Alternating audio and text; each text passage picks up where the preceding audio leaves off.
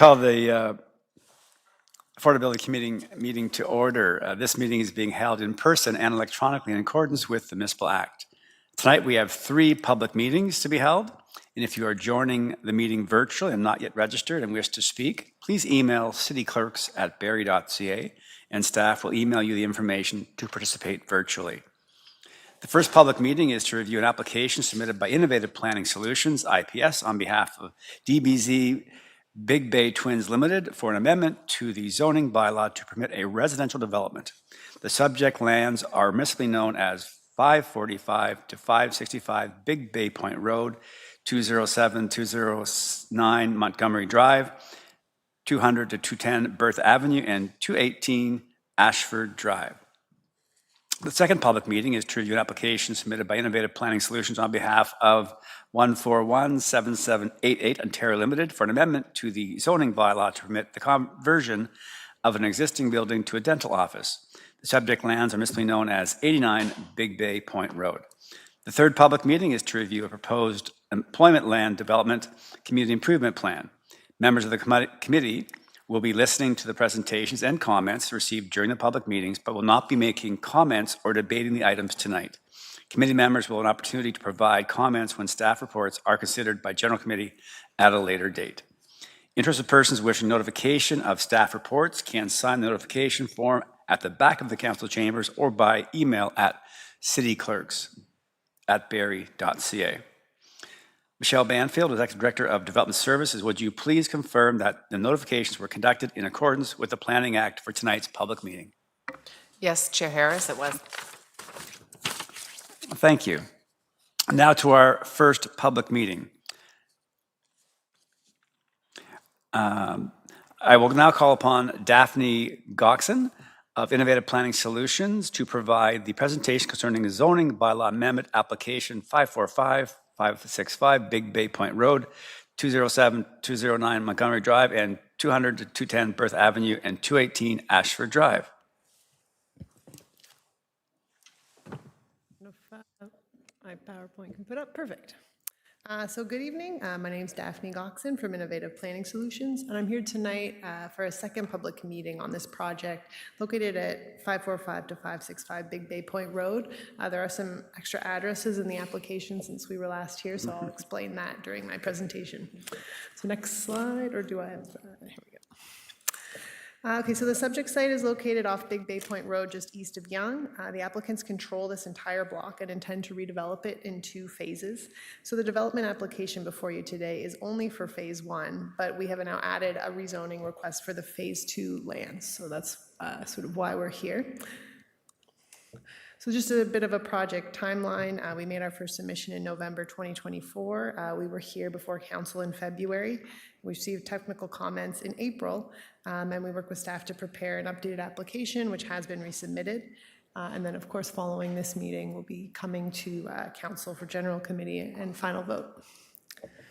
So the development concept is largely unchanged from when I was here in February. It's 2 6-story purpose-built rental apartment buildings totaling 468 dwelling units.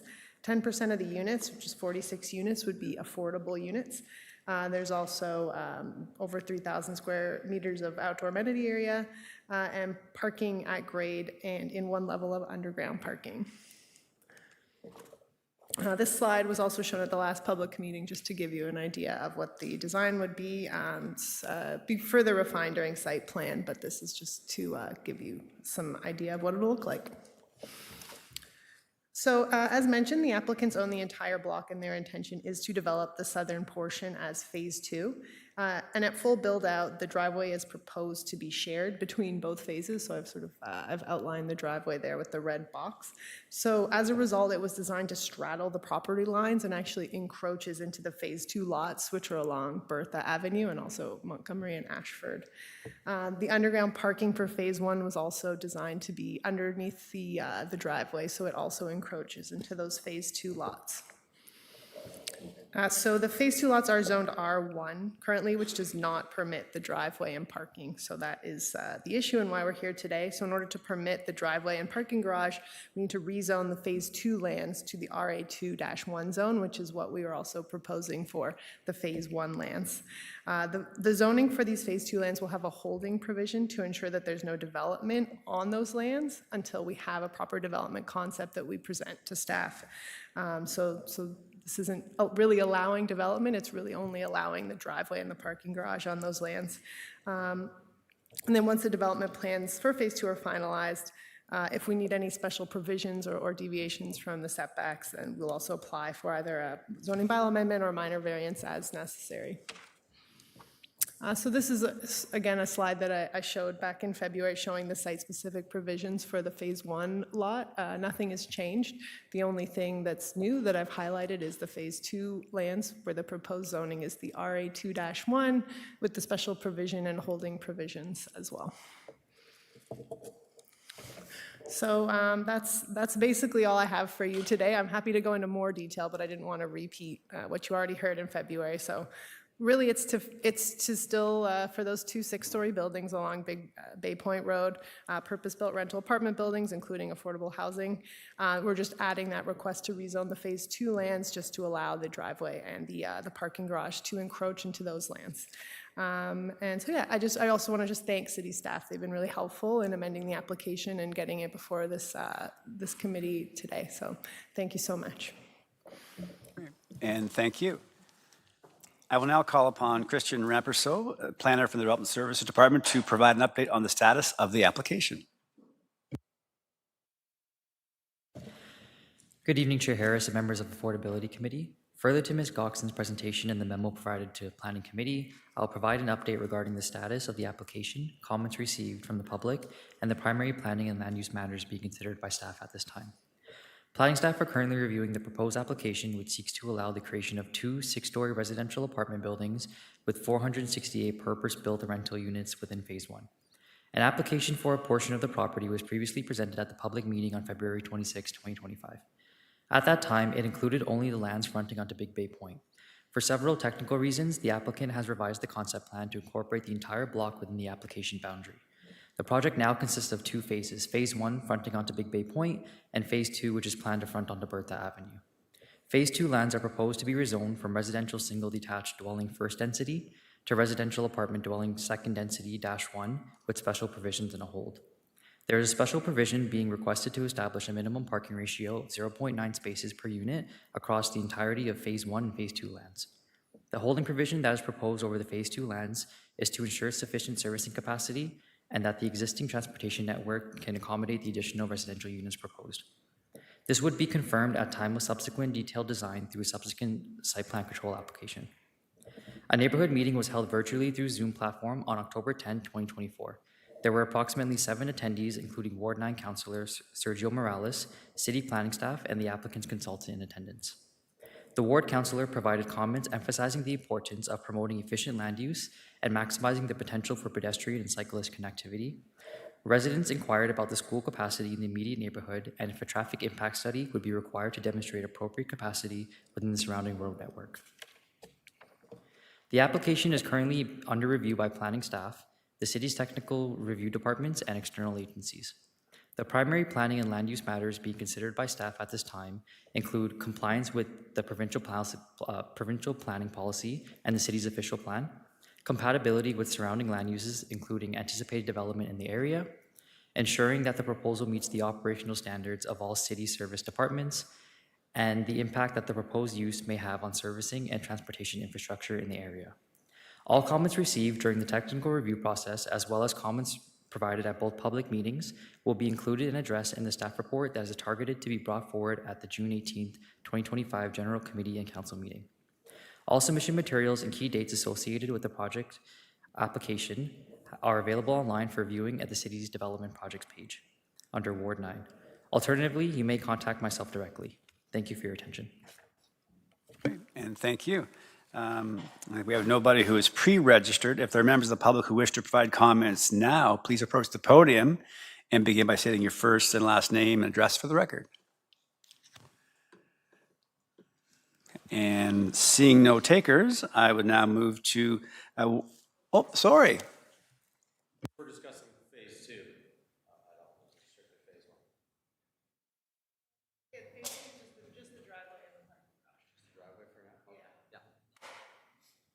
Thank you for that clarification. Thank you. My apologies for being rushed there. We'll now move to Ward 9, Councillor Morales. Do you have any questions or clarification? Thank you, Chair Harris. The same as the resident who just kind of inquired the question for people watching at home. Just giving you context as to what happened. So, to the applicant, because we haven't seen renderings for 203. Is there a plan to have any driveway access on the Bertha side for phase 2? I just want, like, my understanding is if it's that by doing this encroachment, you're having it off Montgomery and Ashford, which in my opinion is great. And there's either no or minimal on Bertha, but I just want to triple check. Yeah, at the microphone so people at home can watch later. Yes, that's correct. So the entrances would just be on Ashford and Montgomery, and then much like on Big Bay, it would just be the facade of the building, but no driveway access, just pedestrian access. Okay, so it'll have a similar, like, not mezzanine, but like gap between the two. If the built form is similar, it'll have a gap in the middle because you can't have a building that. Right, yeah, I mean, I don't have that information because the phase 2 hasn't been developed yet, and I'm not sure exactly what it will be, but obviously we would comply with, built form requirements. Okay, so I know these are questions, but at this stage, what I really like about this is, Mayor Nuttall, if, next time you get asked at Queen's Park, what are the things Barrie is doing to both cut red tape but also do things properly? Here's an example. The developer is essentially coming back for a almost second public meeting for the Big Bay side on this one because of the encroachment. And every application where you kind of get a good design and, where you think of something better you can do, in my experience, they've been like, you know what, we've already had a public meeting, let's just power forward. But on this one, by doing the encroachment on these lands, Mayor Nuttall, we're going to, the intent would be to avoid having a road beside a road. Essentially having 6.4, hopefully we're getting it down to 6 times 12 times 2, 12 meters plus. So, and if anybody knows about condominiumized subdivisions where you have to put in the plastic speed bump and people are peeling in off the main road, this avoids that in a purposeful way without also creating issues that it's not wide enough, because that would be ridiculous to have 14 meters.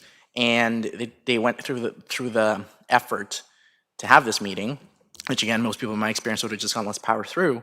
But at the same time, they're moving on a fast timeline while doing a better built form for the existing residents on Bertha and on Montgomery and Ashford.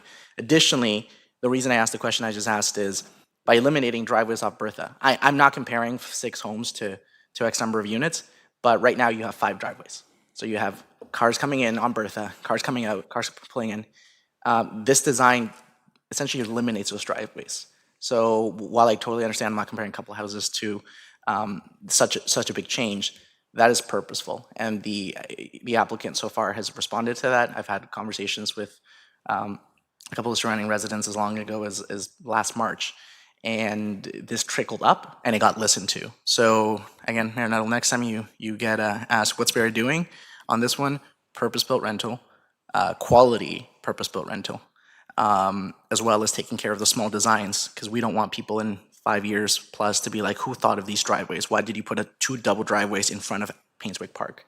This is nonsense. And again, most applicants wouldn't essentially do a second public meeting, so I do want to commend the applicant and maybe even give the floor to the planner. Why was this so important to yourself and the applicant, and what could concerned residents or just curious residents in the area expect that one centralized driveway with an encroachment would be better than doing 2? Yeah, I mean, I think it, like you said, it is a better design. So through you, Mr. Chair, I think it's a better design. It's breaks up the block a little bit as well. It will be at the final design, the idea is to have one consolidated parking garage, which will also allow for more parking spaces, because you would lose efficiency if you had to put in a wall and have two separate parking garages. So it's just a design that made sense given the plan for the whole block here. Perfect. Anything that gets more parking spaces, I think, is good. I'm definitely a little bit of concern with that number there so far, but again, to the resident's point, this is kind of an interesting meeting because we're talking about the encroachment. Like, we can talk about the other stuff, but this is really about the encroachment, but it's indirectly tied. But slide 7 had the specific language about the holding provision. That the matter in question right now is to allow the driveway and garage entrance or not, and that no development would even be considered moving forward until you guys come back with detailed drawings so residents can take a look, give feedback, staff, counselors, to see what the density is with the proposed access setbacks. Is that correct?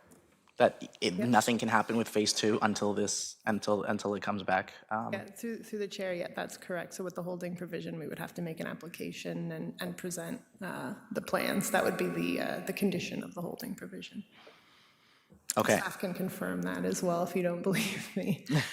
I do. It's just I'm doing this thing in our procedural bylaw that I have to ask a question. I can't make a statement. So don't you agree, or could you clarify? I want to make sure I get the information out there because not just the resident in the crowd, but they live and breathe this every day. And you guys have been in the neighborhood, if you will, since about March last year. So that's an ongoing thing every day, every week.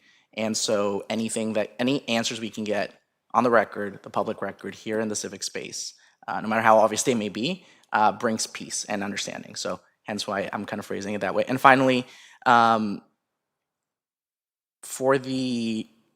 give me a second here. I know you can't predict how long some of these things will take, but your understanding is that the focus is going to be on the Big Bay Point parcels, right? And I know that it's hard to give me 8 months or 60 months for anything on the other side, but could you maybe expand on the focus as to the prioritization of the Big Bay Point file with this encroachment? Yep, so through the chair, I mean, these applicants, and I know you've met with them, Councilor Morales, they are very dedicated to getting this built. We're already working on site plan drawings and those detailed design drawings and hoping to have that submitted once this is, passed. So, trying to work with an expedited timeline. And again, want to commend staff. We've been part of this new concierge program that was introduced by the planning department, and it has been amazing. This is the fastest project I think I've ever seen. So, Perfect. For this magnitude, that's the one thing I know Mayor Nuttall and you and I have mentioned about it. These projects come to City Hall all the time, but how serious they are, how feasible they are, and realistic is a different thing. And what I keep going back to is the initial designs you guys had, and I say this in a positive way. You guys had a road beside a road on what everyone's seeing right now, and then you had a road beside a road on Montgomery and a road beside a road on Ashford. You didn't kind of bring it out initially. So the amount of positive changes that yourself and the applicant have made, some from the feedback of the residents, some from my feedback, that little amenity space between the two buildings was like 11 meters.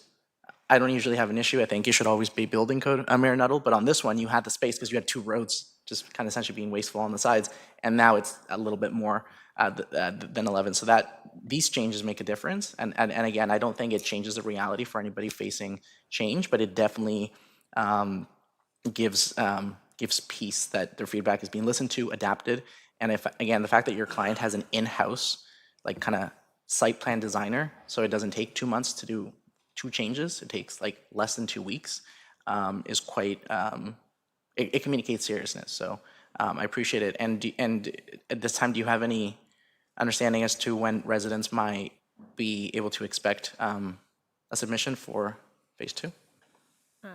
Through the chair, no, I don't have that information at this time. Really, the focus is phase 1 right now. Yeah, thank you. I was going to say, is there a question on phase 2 for later? And thank you for the questions, Councilor Morales. Thank you for the answers. Okay, thank you. So if anyone has any further written comments, you can submit them to Christian Rampersault in the Development Services Department at christian.rampersault@barrie.ca. That concludes this meeting. In the next second public meeting, I will now call upon Bishoy Shinoda of Innovative Planning Solutions to provide the presentation concerning the zoning bylaw amendment application 89 Big Bay Point Road.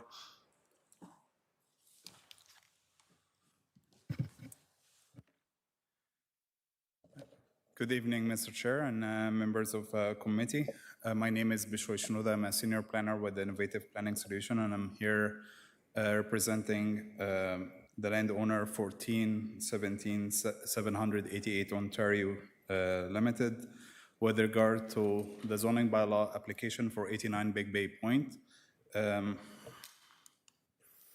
So 89 Big Bay Point is located within Ward 8 at the southeast in the corner of Big Bay Point and Bayview Drive.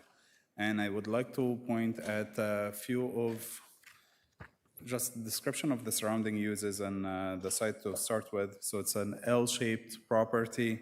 The size is relatively about 1 acre, has dual frontage on both Big Bay and Bayview Drive, 40 and 80 meter frontage relatively. It's surrounded by industrial uses both on the north and the east.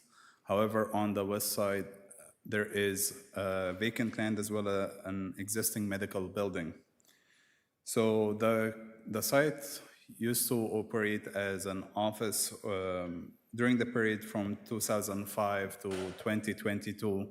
And what is being proposed is to allow for a medical office to occur. So we're seeking to allow a medical office. There is currently 13 available parking spaces which meet the zoning requirements. And I want to reiterate that there is no proposed alteration to the exterior site conditions. So it's just a matter of getting a permitted use and recognize existing conditions that we're seeking through this zoning bylaw. So currently through the OP, it's already designated employment area industrial, which permits stand-alone official office use. So there would be no amendment to the official plan.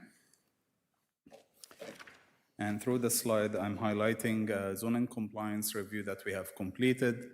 So the only 3 items that are highlighted here that would require to be addressed through the zoning bylaw is to permit a medical office because it's separately defined through the zoning bylaw, is to recognize a deficient exterior side yard, and this is a result of the requested road widening along Bayview Drive, and to recognize the existing parking aisle, which is at the narrowest part is 4 meters. However, I would like to highlight that, again, this was operated as an office building for more than 15 years, in which case the parking has functioned sufficiently.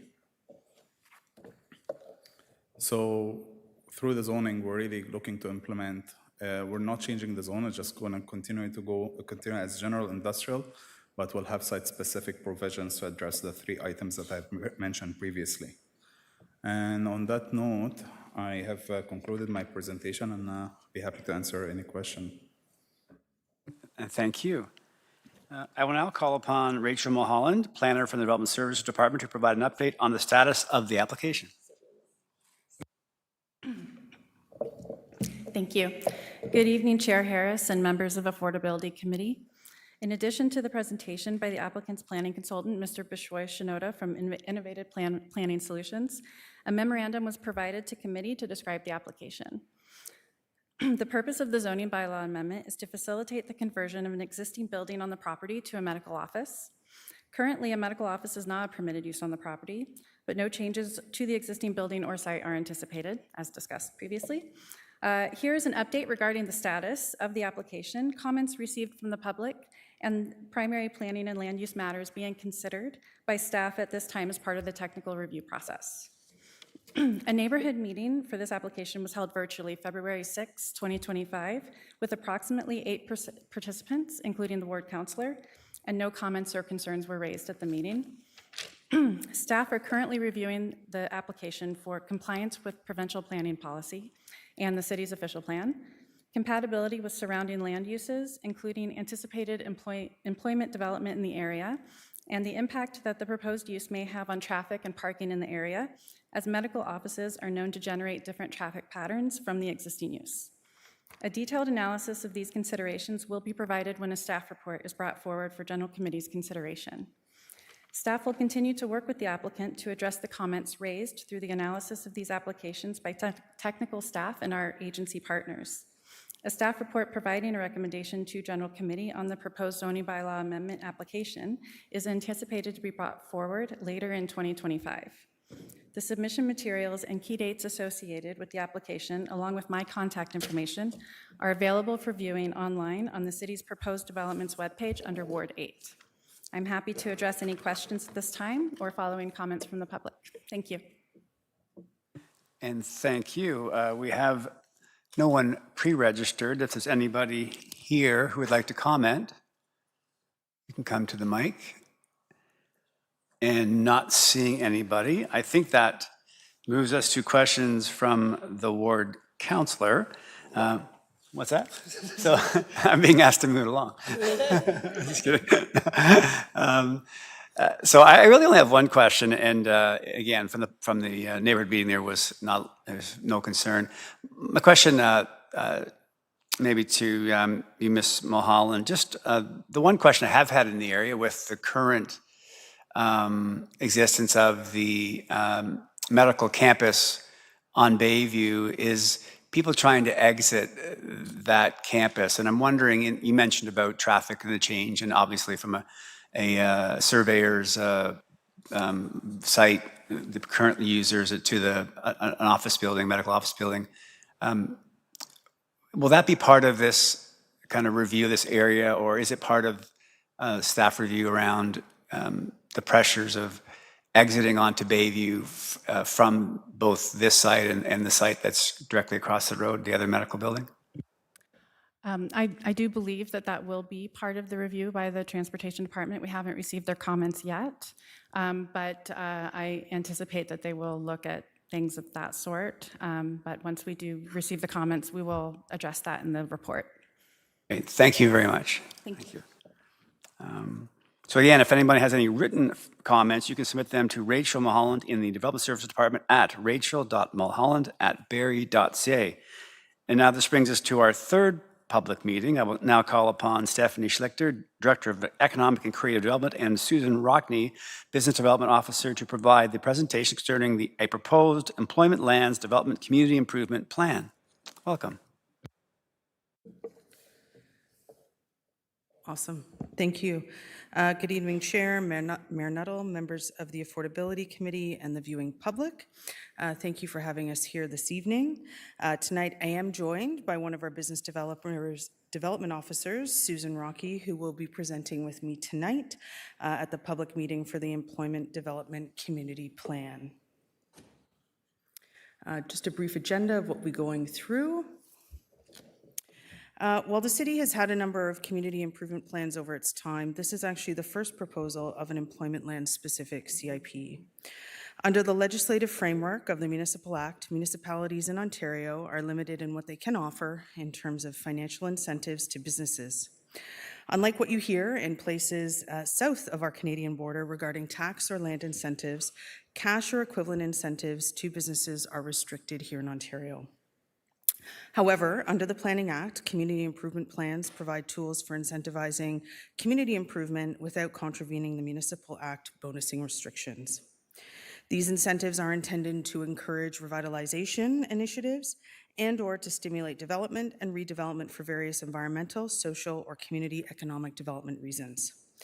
These include covering some costs related to development and redevelopment, and there are some fees that a CIP cannot cover, and those include the exemption or waiving of development charges, the cancellation or reduction of municipal or school taxes, and waiving of any fees under the building code. The City of Barrie previously supported employment development through the development charge abatements. In 2023, an update of the DC bylaw Oh, I was supposed to change the slide. Sorry. There we go. Let's try that again. In the city's 2023 update of the DC bylaw, we removed the previous DC abatements, and there was included a recommendation that any future business development incentives be administered through a CIP so that proper programs, evaluation criteria, business case review processes, and budgets could be established.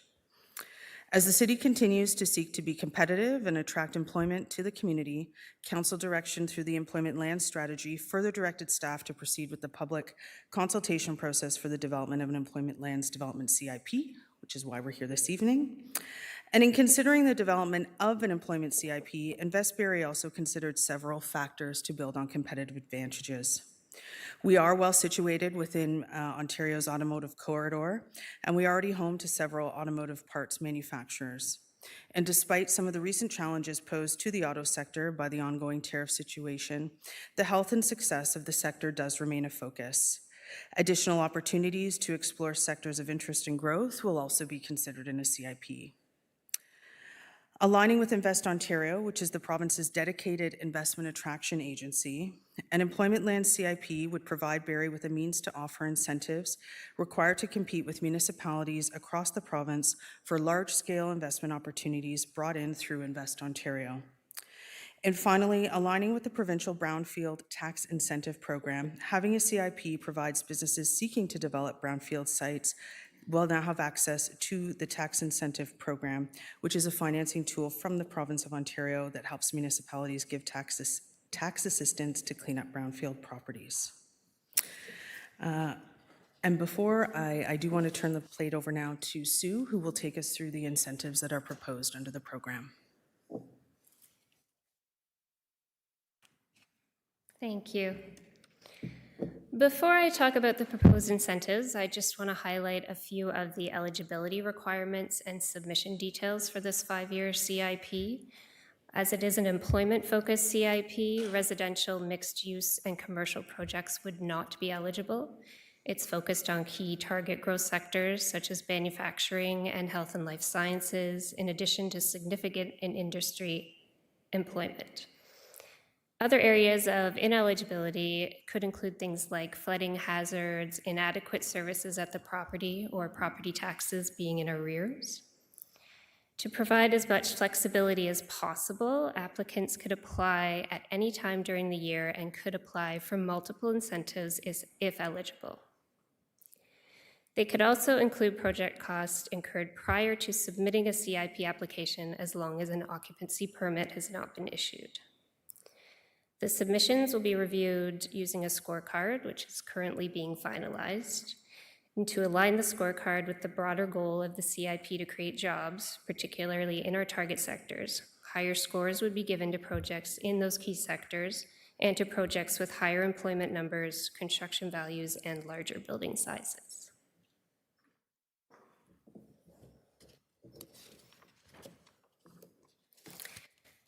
The proposed programs were chosen by reviewing best practices across the province, as well as cost drivers that would have value as an incentive. The programs include a tax increment equivalency grant, or TEAG, planning application fees and building permit fees grants, study grants, and finally, a development charge deferral program.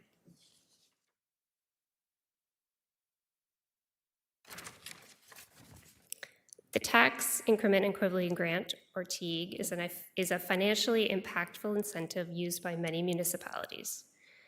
The grant is based on the tax increment between property taxes collected before development and the increased taxes that will be collected after development. The grant starts with 100% of the tax increment in year 1 and declines 20% per year for an additional 4 years. So for example, in year 1, the grant would be 100% of the tax increment. By year 5, it would be down to 20% of the tax increment.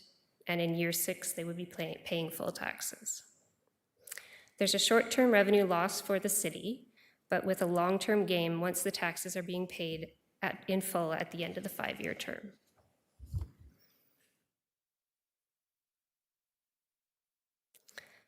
The second incentive is an exemption from site plan application fees and a grant for building permit fees, which would only apply to the city's application fees, not fees required by other commenting or review agencies. The site plan application fees would be a smaller incentive between approximately $10,000 to $20,000, depending on the size of the development. Building permit fees would need to be made whole through CIP funding and could be significant for a large development as they are on a per square meter calculation. So for example, a 215,000 square foot industrial building would have base building permit fees of approximately $250,000.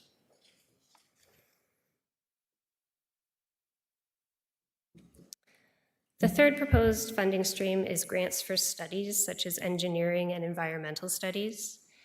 As proposed, it would be a 50-50 matching grant with the city, up to $25,000 per study and $250,000 per property. This incentive is important for a couple of reasons. The inventory of shovel-ready vacant employment land is currently low. This may give vacant landowners incentive to get their properties more shovel-ready by completing some of the required studies. And the more shovel-ready a site is, the more attractive it is to potential purchasers. Another benefit is that studies required during the development process can be difficult to initially determine and can become quite costly. Different developments can require different studies depending on the complexity of the site. So for landowners or companies to be able to access funding for studies that perhaps they did not initially budget for would be a benefit.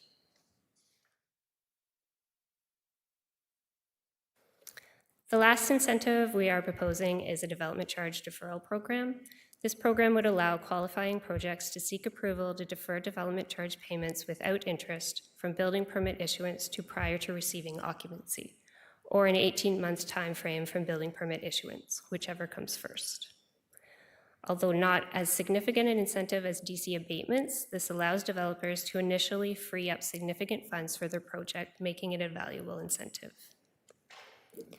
Recognizing the recent mayoral direction for a pilot development charge deferral program and the provincial legislation related to DC deferrals that has also recently been tabled, this proposed element of the CIBE will be assessed in context of these two recent developments to determine its inclusion in the final recommended framework.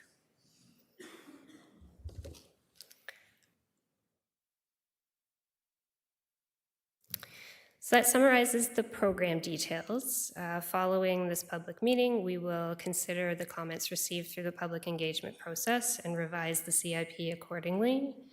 We'll finalize the application forms and the scorecard that will be used to prioritize funding allocations, as well as finalize budget options.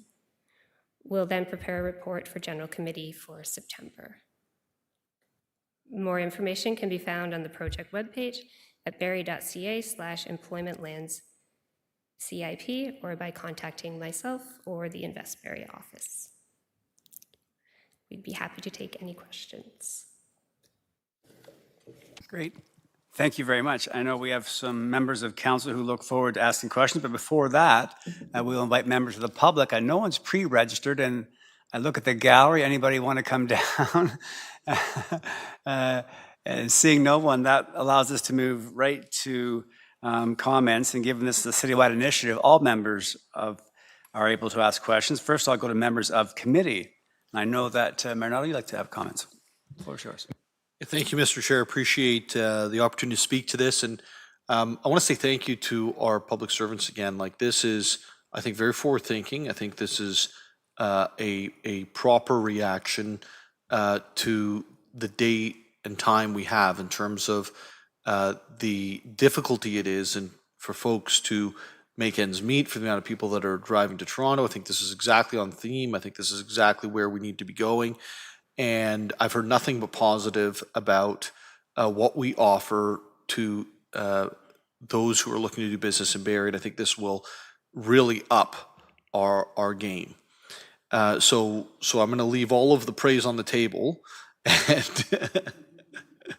And now I'm going to ask you a live question. And this is, I'm not asking for an answer tonight. So this is more of maybe a takeaway, a comment to be considered.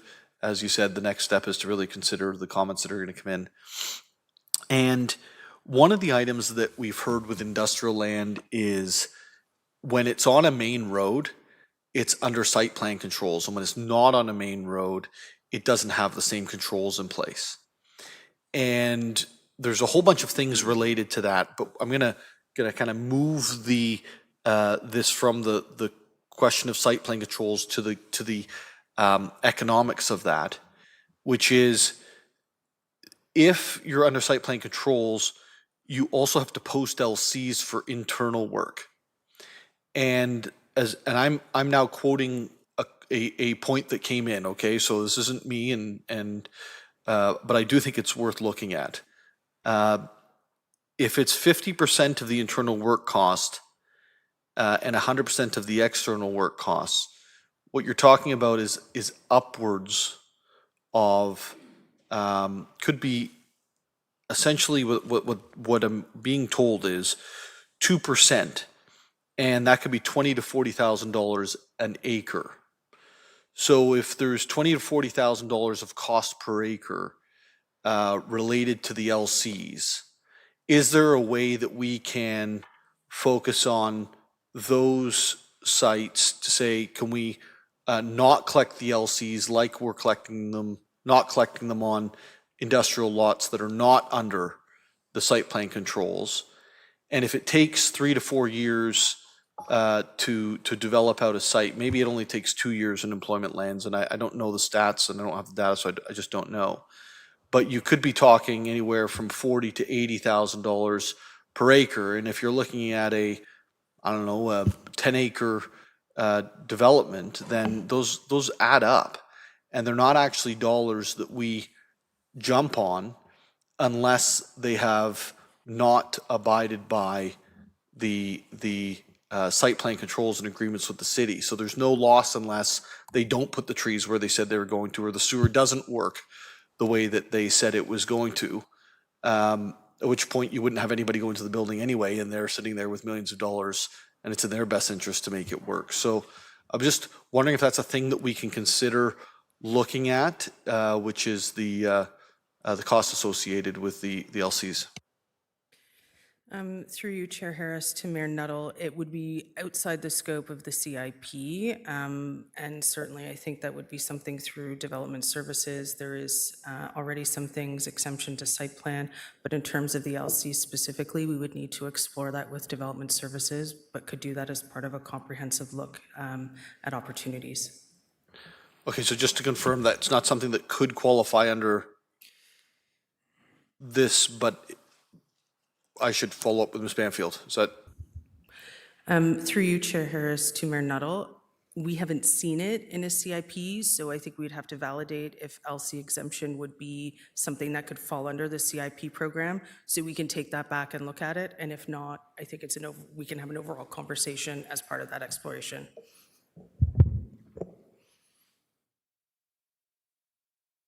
Through you, Chair Harris, to Mayor Nuttall. So ultimately, letters of credit and those calculations are done through bylaws that are enforced by council. So we would have to kind of take a look back at that. We do understand that letters of credit and those types of things are a challenge for businesses to put up. But on the flip side, unfortunately, we've had some examples where we have had to, as a city, use some of those letters of credit to make sites safe again when sometimes things don't go right. So there are risks associated with that approach for sure. But as Ms. Schlichter said, we can certainly include that in a report back. And if you could include any industrial properties that's occurred with, that would be good as well, because I think that's actually a good answer, right? Is if, look, we've seen this issue's come and it's not there for no reason, and here's the result of said incident, here's what we've had to do, and if it wasn't there, we wouldn't be in a position to be able to action. Great, thank you. Any further questions from members of the committee? Deputy Mayor Thompson. Through you, Chair Harris, to the presenters, whoever would like to answer. This is great, and it's the first of, and I know there's been other things that we've attracted some business with. How does this compare to surrounding municipalities? Like, are like at some of the things that you're introducing, you had mentioned you hadn't seen it in other CIPs. So there are other municipalities doing some of this. So I just wanted to know, like, from Toronto to here, are we competing? Like, are we ahead of the curve? Are we offering more as the attraction to draw the business here? Through you, Chair, to Deputy Mayor Thompson. There are a mixed use across the province. You see some municipalities using their DC program and abatements as their key driver. There are some others that do use the CIP program. There are a handful. Bradford West Gwillimbury has used one, and I don't have another one off the top of my head, of course. But I think within the suite of items, we are fairly competitive with the other pieces out there. But I do think this does provide an overall edge. Again, some do, some don't, so there is a mix, but without a doubt, this puts us on the playing field in a significant way. Perfect. Thank you for all the work. Thank you. Members of council in attendance, do you have any questions or clarification? And I see both, I'll start with Councilor Riepma and then Councilor Morales. Thank you, Chair Harris.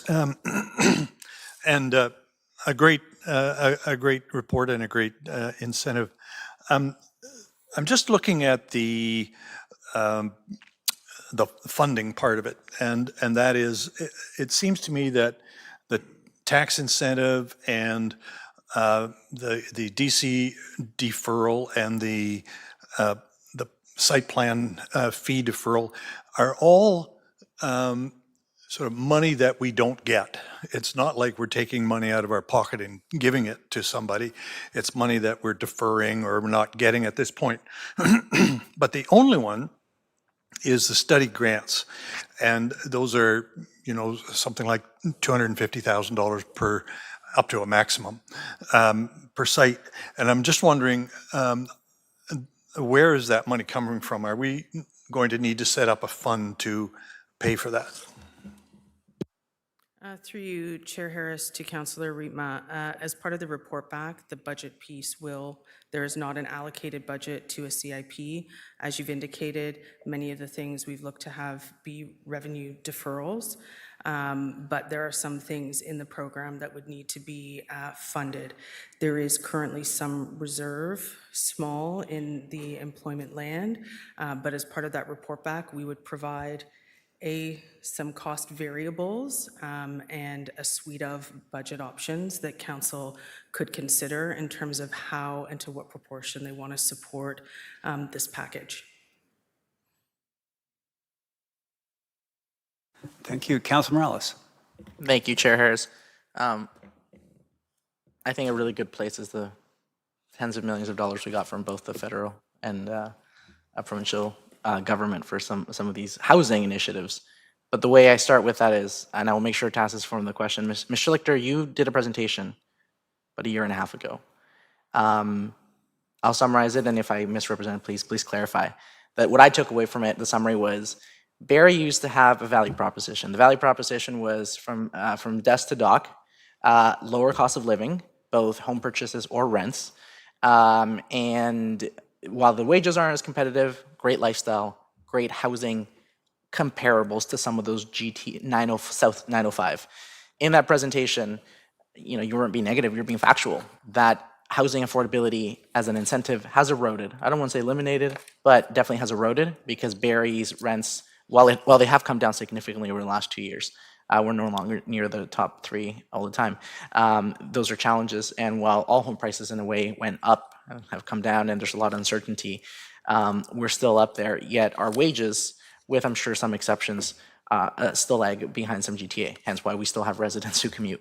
So would it be fair to say that an initiative such as this, so here's my question, is a response to making that case stronger for companies, out-of-town companies or existing companies wishing to build a bigger one so they don't have to move to Severn, Marinettle, like that one place we went to make the case stronger? Since, you know, it's all about different buckets, and if our bucket in terms of housing affordability has gone down, maybe, and so to the logic of the business owner, the company going, we may not locate to Barrie because the value proposition is in there. But if the numbers pencil better for the actual construction of the building, is this just another strategy for us to highlight to the market what we already know, that Barrie is a great place to do business? Through you, Chair Harris, to Councillor Morales, I think this is a response overall to a globally competitive climate for attracting employment and investment. And when you look at site selectors and what they're looking for, access to talent is critical. We have that in spades.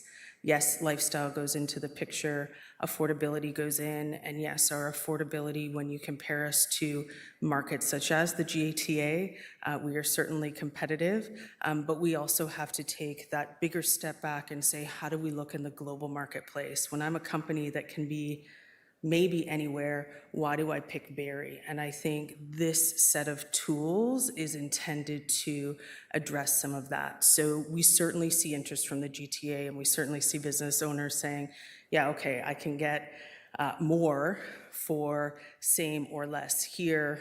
My employees, many of them already come from this area and are heading to this heat map. But when we take it to that broader scale and the size and scale and the types of investments we're trying to make, it serves the purpose of being more globally competitive as well. My recollection of one of the many points you made in the presentation a bit ago was that Barrie's housing competitive advantage of housing affordability, rental or purchase, isn't, or at the time you made the presentation, wasn't where it was, say, 5-6 years ago.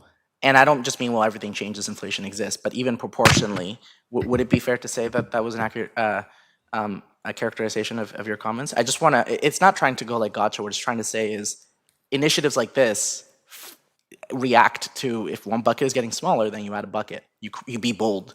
You do what maybe other municipalities aren't doing as much, as Deputy Mayor Thompson said. But I just want to, I can't get to that comment until I just clarify the foundation.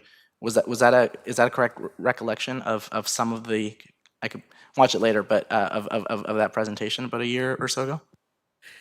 Through you, Chair Harris, to Councillor Morales, I want to tell you that I remember every nuance of my presentation. I've given a few, so I don't have all of my precise words, but I think it's certainly reasonable to say that affordability in housing, and Barrie has certainly seen an increase in housing valuations and rental accessibility. So I think affordability across the board has been challenged over the years. So yes. Okay, no, perfect. Thank you for that. I may not have it right on mark. No, again, it wasn't a gotcha. It was to create the bigger picture that I appreciate your work. This work is appreciated because we need to be innovative on this. Thank you, Chair Harris, for the time. Great, thank you. Any other members of council? Seeing none, I do have one question, and thank you both. And again, the praise is clearly warranted. I wondered, and Deputy Mayor Thompson asked a question about our kind of alignment with other, where are we in this kind of space? And so maybe more to that is we're focusing on advanced manufacturing, health, and life sciences. When you did that scan, are we competing in that space with others? Is that kind of a common space people are looking at advancing? To you, Chair Harris, without a doubt, we're competing. Ontario is still automotive heavy. We have the benefit of Honda in our broader region, but there are certainly other regions in Ontario that have automotive areas. So we are competing in that marketplace, particularly in that area, Ontario as a whole. So we've aligned a lot of this with where Invest Ontario is also strategically putting the advantages. And again, health and life sciences, an emerging sector. You think about our hospital, you think about South Medic and some of our key employers here, and there are some things that start to develop a bit of that ecosystem that can attract investment. Great, thank you. Yes, and certainly the STEM campus, Lakehead, will be another driver to help them as you learn how important that is for advanced manufacturing. So thank you. Thank you for the presentation. If anyone has any further written comments, you can submit them to Economic and Creative Development at invest@barrie.ca. Thank you. That moves us to reports of advisory committee. There was one advisory committee report to be received and 2 recommendations. The report of the Heritage Barrie Committee dated April 22, 25. The report of the Heritage Committee dated April 22 is to be received. And the Heritage Barrie Committee report dated April 22nd, 25 contains 2 recommendations for the committee to consider. And if no member of council is wishing to hold these, we can approve them on consent. And seeing that they are not to be held, we can approve them on consent. Anything else required, Madam Clerk? Well, there we go. That brings us to adjournment. This concludes the Affordability Committee meeting at 7:04. Thank you. At what time for council? Right now. Okay.